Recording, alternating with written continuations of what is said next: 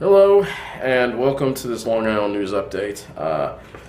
We have some news to talk about.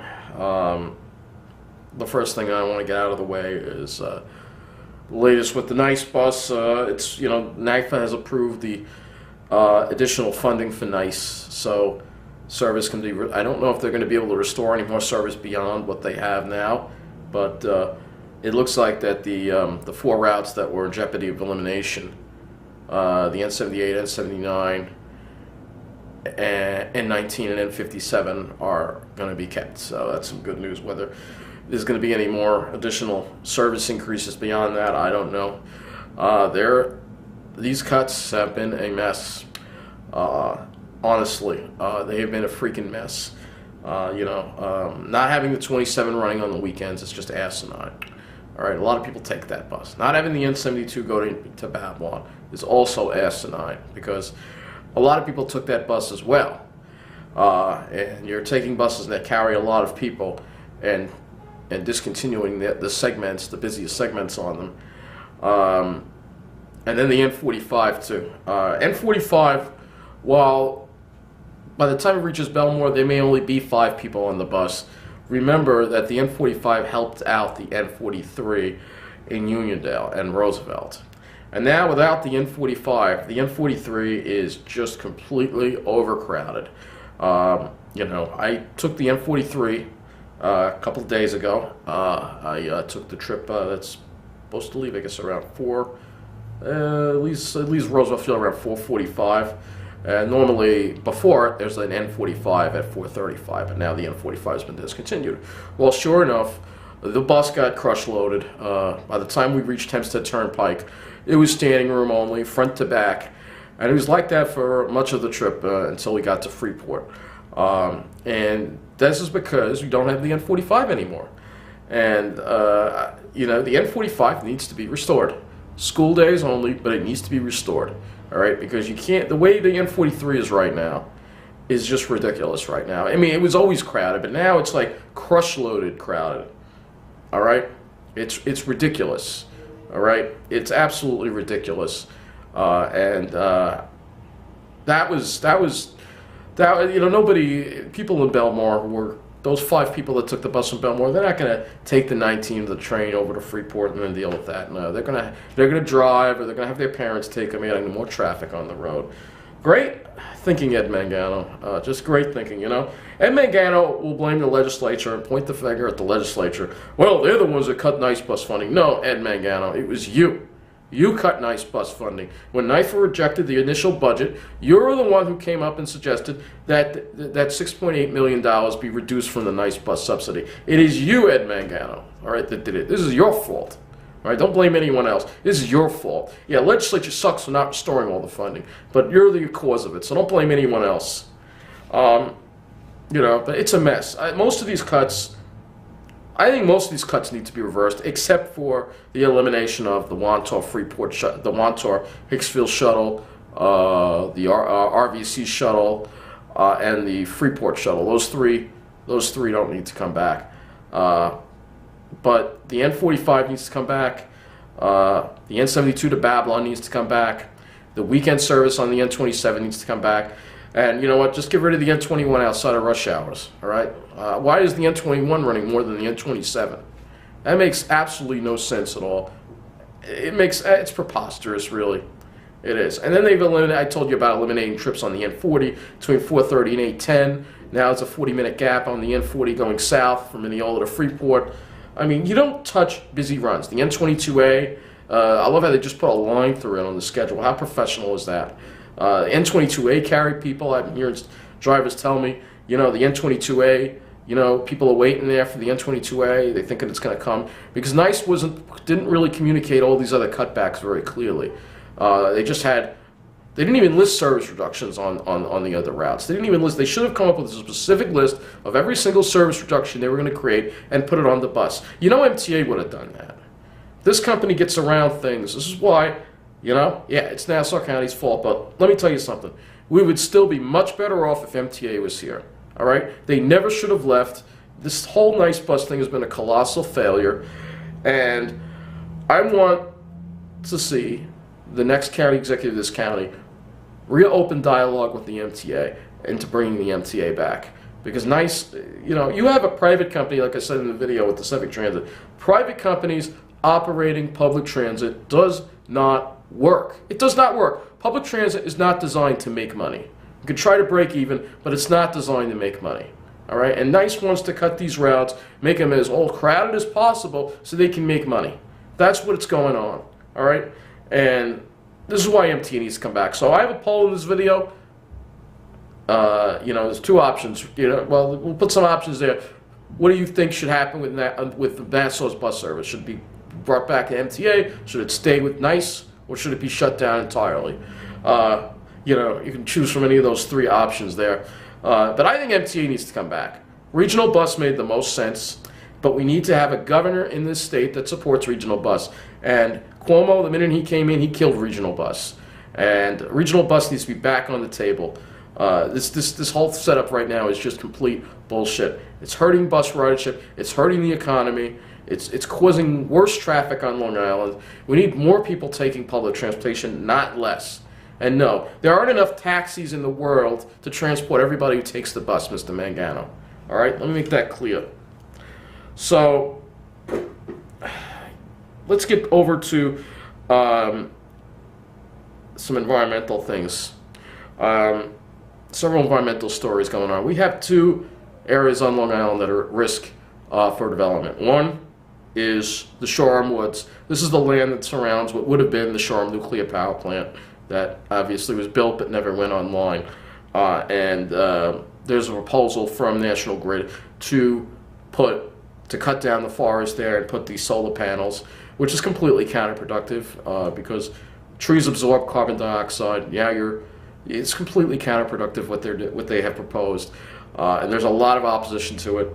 And I think it's good that there's a lot of opposition to it. I don't think, there were officials touring those woods recently, and now there's talk in the state to turn this into a state park, which I think is an excellent idea.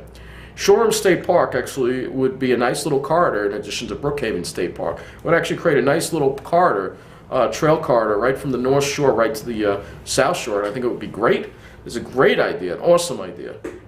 It's really a no-brainer to preserve that. As far as solar panels, you put them on open land. You put them on land that's already cleared. Like elsewhere in Shoreham, the spot that used to be a sod farm is now having solar panels. That makes a lot more sense than clearing forests for solar panels. And then we have this other proposal that is the Quogue Sandhills. This is the Hills at Southampton project that remains a terrible idea. The developer has scaled it down significantly. Right now it calls for a couple hundred acres of land around it to be preserved and a golf course to mainly be in the, most open areas of the place. But these are sandhills, and this may have been an old mine. I don't know if it was an old sand mine or not, but this is an area that needs to be protected. It's pretty much in the core preservation area. It's in the Pine Barrens. Putting a golf course here is a terrible idea, especially when golf courses on Long Island are struggling. A lot of the private ones are struggling. Some of them are closing. And here we are. Somebody wants to build another golf course for rich people and about, a couple hundred luxury homes for rich people. And it came out in the news that the pesticides that may be used would, of course, harm the aquifer, and of course it would. Of course it would. This is a beautiful... I've yet to go to this Quogue Sandhills. I really want to go soon before it gets hot. Now, if we could just get the weather to cooperate, that would be great, because this is a beautiful area. It was on the news. It's just beautiful, just sand and pines. It's a beautiful, pristine Pine Barrens area. Even if it was a mining site, let me tell you something. They just, last year, Ocean County in New Jersey preserved a mining site, a sand mining site called, I think it was called Berkeley Pulverizing Company. It's in the northern part of Berkeley Township that borders Beechwood. And I took a couple of hikes here recently, and it was just beautiful. Nature is reclaiming. You have all these young pines all over the place, and the areas where they mine to hit the water table, you have these beautiful, like crystal lakes that are there, and they're just beautiful. Sort of like the Spionk Waterhole, which is supposed to be considered. This is another idea. See, this is frustrating because Ocean County is always preserving open space. They're always buying open space. But in Suffolk County, they just drag their feet. We have so many opportunities to turn things into parkland. We should be turning the Quogue Sandhills into parkland. We should be turning the Shoreham Woods into parkland. We should be taking the Spionk Waterhole and turning that into parkland as well, for people to enjoy. Enough with the development already. I mean, it's ridiculous. These developers come in, they're just here to make money. They don't give a shit about the environment. And we need to stand up to them.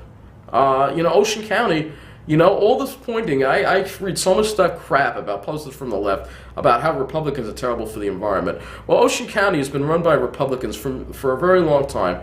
It's a very deep red county, and they do an excellent job with their environment. Suffolk County, on the other hand, is run by Democrats, and a state run by Democrats, and they've hardly preserved any land. So you tell me who's doing more for the environment right now. I think Ocean County is doing a lot more for the environment than Suffolk County is doing. And Suffolk County, with all the money they collect, why aren't they purchasing more open space? It's ridiculous.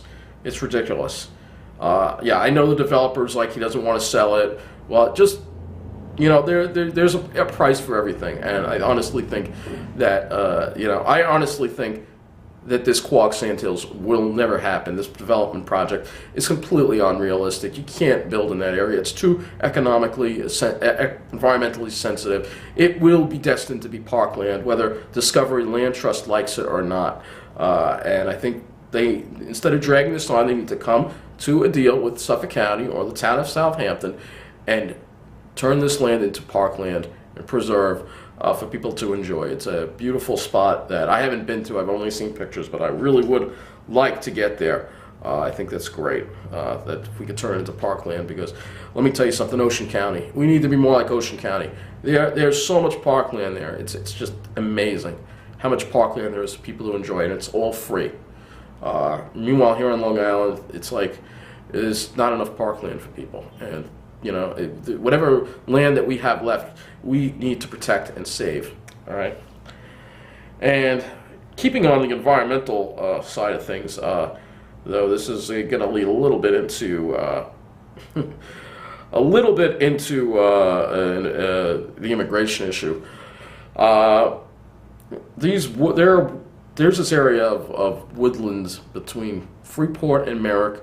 It's along the Long Island Railroad tracks. There's 2 lakes there, and there's just a tremendous amount of trash there. These aren't my pictures, but these were posted on social media, and there was a tremendous amount of trash there.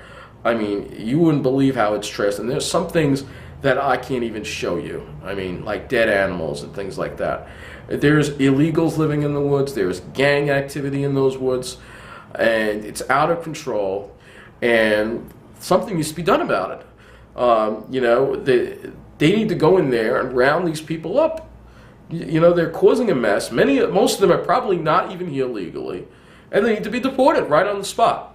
All right, they're trashing an area that's actually a park. All right, I believe, and they're trashing it.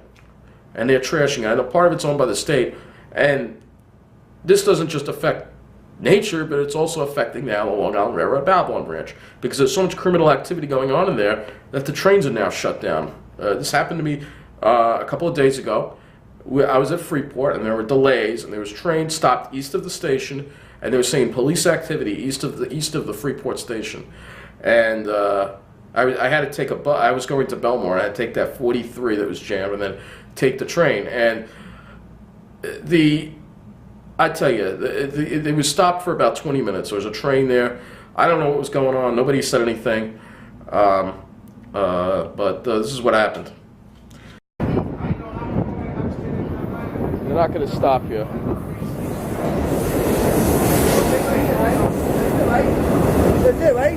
It's not stopping.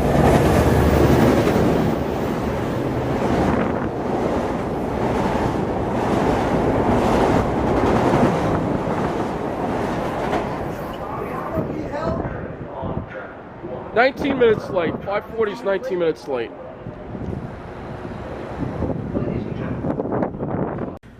So people, you know, and then they had, of course, sent the express trains through without stopping.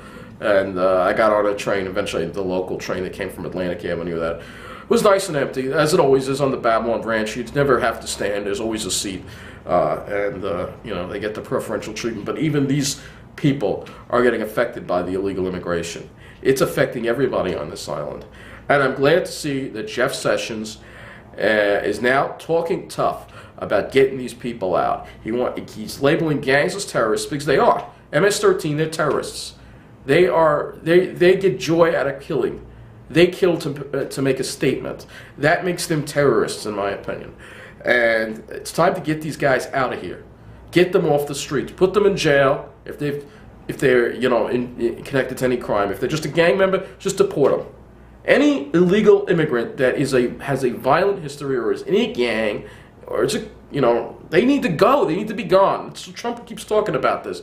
But I'm glad to see Sessions may finally be working now to get ICE into the troubled communities all across Long Island and get this trash out. All right? It's time to get this trash out. We're tired of dealing with them. We're tired of dealing with the gangs, the crime, the loitering, and all the other crap that they bring. All right? There ain't a damn good thing they bring, and they need to be out. All right? You know, I'm somebody who believes in obeying the law, all right? If you don't obey the law, then you don't have a place here in this country, all right? Yes, there are a few illegal immigrants that are good people. I'm not saying they're not, but there are a lot of them that are criminals. And the ones that are criminals, no matter what crime they are, whether it's DWI, whether it's loitering, public intoxication, or even murder, they all need to be gone. They need to be out of this country, period, all right? Enough people have suffered. You know, it's so tragic what happened in Central Islip with these latest killings. It's so tragic. It's so freaking tragic. Those people weren't even in a gang. They were innocent people lured into the woods by these fucking savages, all right? And yeah, they're in the woods. They're doing their activity in the woods, which affects the Pine Barrens too, all right? And Suffolk County says they're stepping up patrols in the parks. Good. But they need to get these guys, everybody's saying step up. You need to round these people up. You know where they live. You know what they're driving. Stop them. They're not here illegally. Get them the fuck out. All right? So, you have that going on. And of course, you go from one thing to another. You go from all the problems that the poorer communities on Long Island are dealing with these illegals and gangs and fearing for their lives. And then you go to the rich lily-white areas. Let's talk about Shoreham Wading River School District, shall we? All right, poor school districts, their schools are falling apart. You know, they're always having to face programs being cut, and they're always having to face educating a bunch of kids who came here illegally. Meanwhile, in Shoreham Wading River School District, they had enough money to pay for their senior class to go to Disney World. That's right. It was the school paid for a trip for kids to go to Disney World. How crazy is that? That is insane. Let me tell you, that is freaking insane. Disney World, all right? It cost like, they paid airfare, they paid for hotel, paid for everything, all on the taxpayers' dime in Shoreham. All right? These spoiled kids. Shoreham, you'd think, oh, it's that used to, a lot of rich people moved out there, and now they are, you know, the same thing again. They are involved with, you know, doing what they do and, you know, wasting money. This is what I mean about these school districts. All right? You know, all these little school districts that we have on Long Island is just ridiculous. You go to other parts of the country, the school districts are usually on the county level. All right? Having all these little school districts, it promotes segregation. It drives up taxes. And I think all these school districts need to be merged. You consolidate all the school districts, the taxes go down, and then things become more affordable. That's another way of making things more affordable on Long Island. It's not just a 30% mandate, you know, that I want to have on Long Island for affordable housing. New Jersey has this, and New Jersey is moving forward with more affordable housing in Ocean County. In Lacey, you know, they're building new apartments in Lacey, and they're going to start at like $700 or $800. All right, that is very cheap. All right, you'd never be able to find that on Long Island. It's a nice area. All right, obviously it's out there, but it's a nice area, and they are doing something about it. Why aren't we doing this on Long Island? Why aren't we building affordable housing on Long Island? Everybody keeps talking about it, but nobody is actually doing anything about it. All they do is talk. Meanwhile, they just keep building more luxury apartments, more luxury apartments. What about apartments for people who aren't rich or people who are disabled? What about that? They don't talk about that. They don't talk about that. And this is something that I want to read about the housing. That's why I'm sitting down. This is from a just social media, and this is from a real estate person. And they say inventory is low, demand is high, and that is making prices go up there as there are multiple offers on every house. Even as realtors and knowing the market, my colleagues and I are constantly surprised at where the prices are going on many houses, and offers are coming in the day a house hits the market. So just to give a couple of examples, they said they had a closing on Friday. It was a house they listed in January in North Belmore. It was an updated, new kitchen, new central air conditioning ranch that was only about 1,280 square feet. 3 beds, 2 bathrooms, but no master bath. Second bath was in the basement. Average size property. Had multiple offers, like 12 solid good offers within the first 4 days of being listed. This house sold for $497,500. Pretty much $497,000 for a house, and not a big house either. And then, the people will get into bidding wars. People will get into bidding wars over these houses.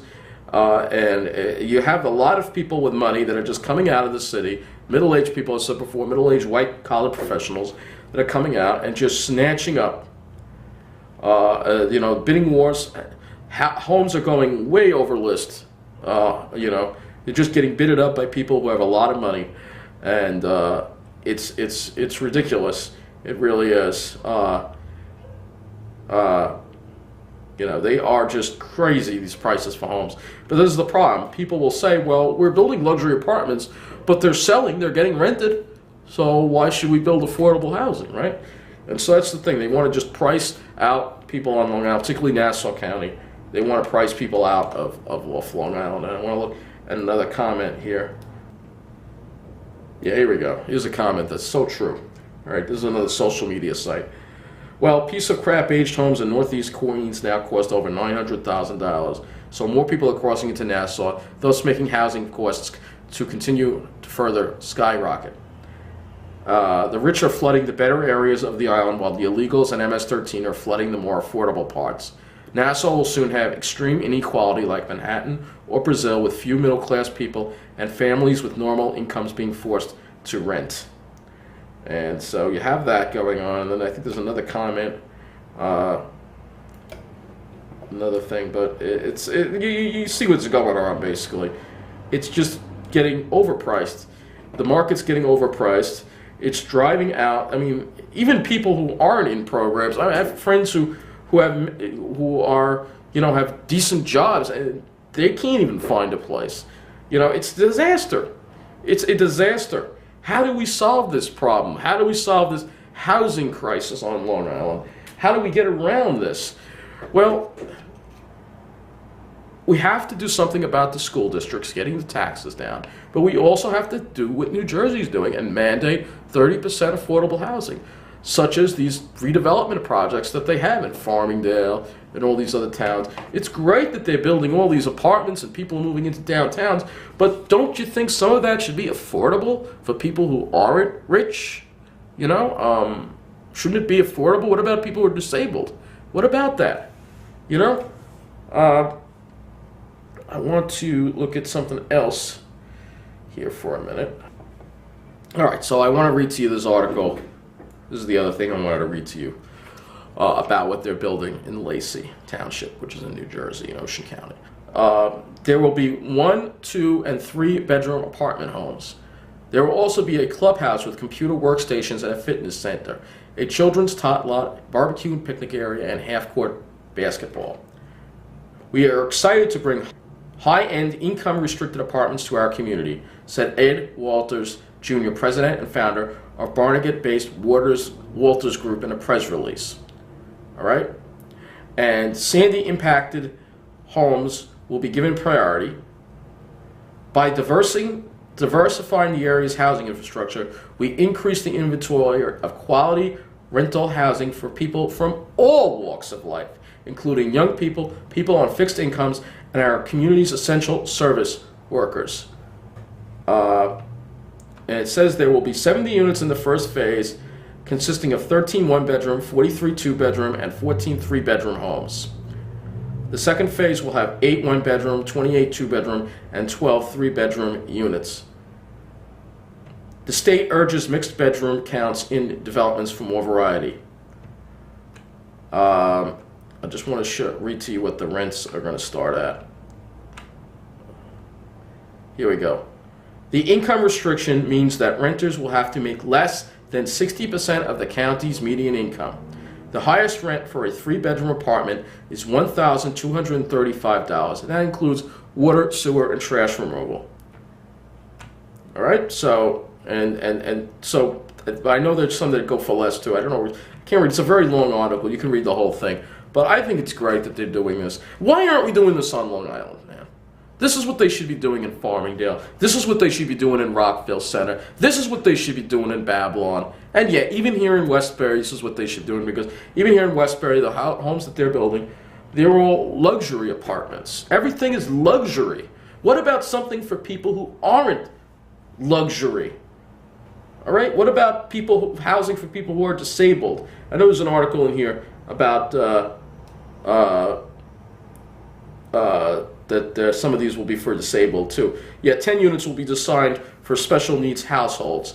All right, so this is what they're doing in New Jersey. Long Island, you need to get with the program. This is what we need to be putting here on Long Island. We need to be preserving more open space, building affordable housing, consolidating our school districts, making Long Island a better place. Right now, it is not a nice place for people who aren't rich. We got to crack down on the criminals. We could be a great place to live.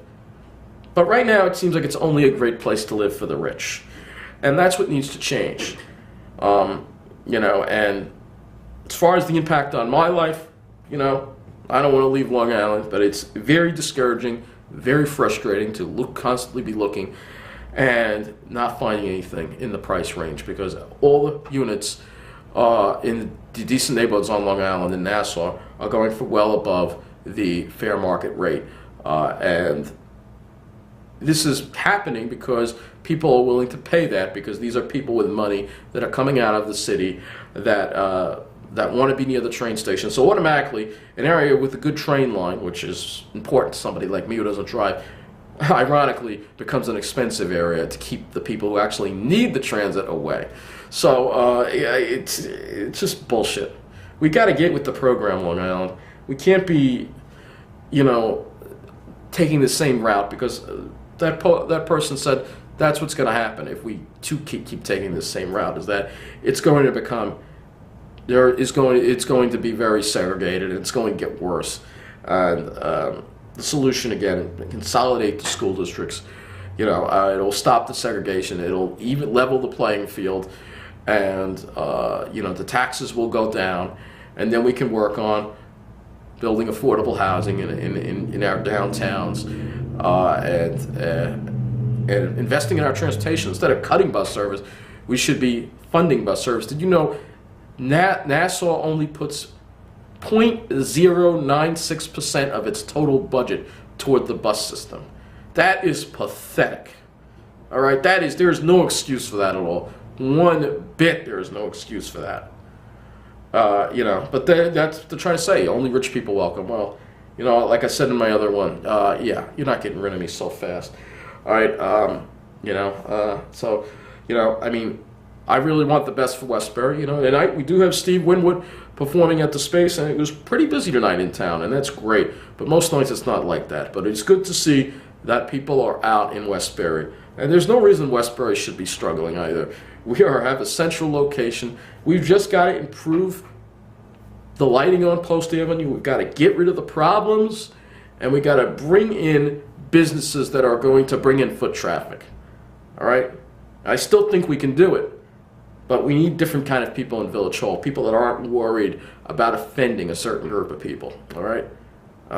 Illegals, you know, they're illegal. They've broken the law when they entered this country.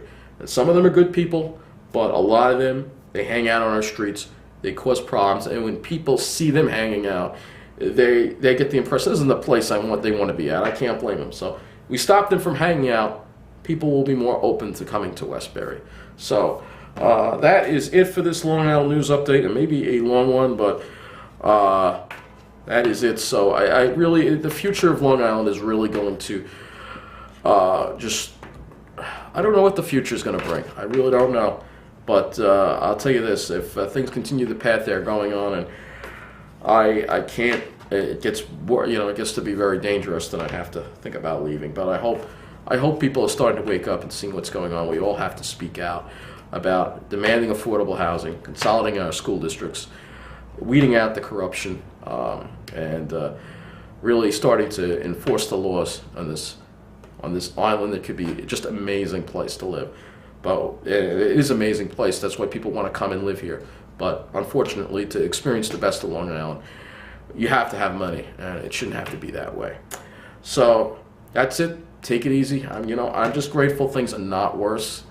I don't know. Westbury is, thank God, not as bad as a lot of other places on Long Island. I said before, grateful that it's not. I don't want to come across as ungrateful. I'm very grateful for the help I get from everyone. But I just want to be treated fairly and have the same shot at living in a place that a town that I'd like to live in as anyone else. That's all. So take it easy. Have a good night.